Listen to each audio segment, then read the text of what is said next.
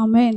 அவங்க விசுவாசத்தில் வல்லவர்கள் ஆனதற்கு காரணம் அவங்க முழு நிச்சயமாய் அவங்க இருதயத்தில் கர்த்தர் இதை செய்வார் அப்படின்று விசுவாசித்தாங்க.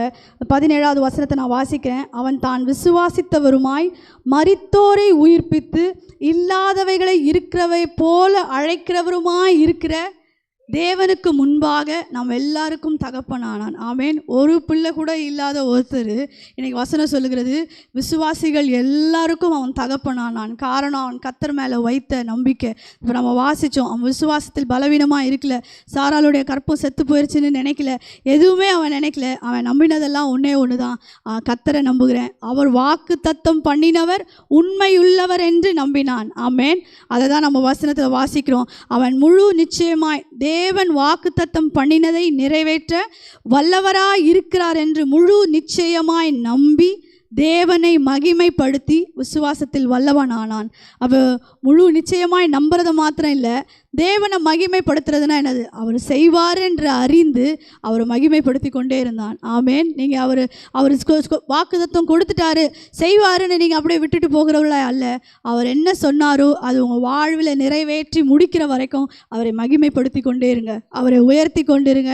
அவர் நல்லவராக இருக்கிறார். ஆண்டவரே நீங்கள் நல்லவர், நீங்கள் செய்வீங்க, நீங்கள் வாக்கு பண்ணி கொடுத்தீங்க, அதை நிறைவேற்றி முடிப்பீங்கன்னு சொல்லி அது அவர் வல்லவர் என்று அவரை மகிமைப்படுத்தி கொண்டிருங்க. வாக்குத்தத்தங்கள் உங்கள் வாழ்வில் நிறைவேறும். ஆமேன். இதை திரும்பவுமாய் எபிரேயர் 11ஆம் அதிகாரத்தில் வாசிக்கிறோம். அங்கே சாராளை குறித்து அங்கே எழுதப்பட்டிருக்கோம். எபிரேயர் 11. Thank you Jesus, thank you Jesus. இல்லை, சாராளை குறித்து அது மட்டும் வாசிங்க. 11 சாராளும் 11 இந்த இது கட்டாயிருச்சு. Thank you Lord.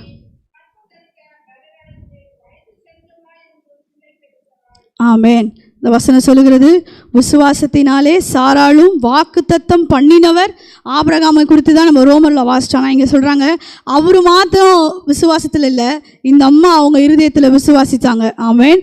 சாராளும் அப்படின்னா என்ன அர்த்தம்? சாராளும், அப்புறம் ஆபிரகாம் விசுவாசித்தார், சாராளும் விசுவாசித்தாங்க. உங்கள் குடும்பத்தில் நீங்கள் ஆண்டவரை நம்பி இருக்கிற காரியங்களில் அவர் ஜெபம் பண்ணுறாரு, அவர் பார்த்துப்பார், இல்லை நீங்களும்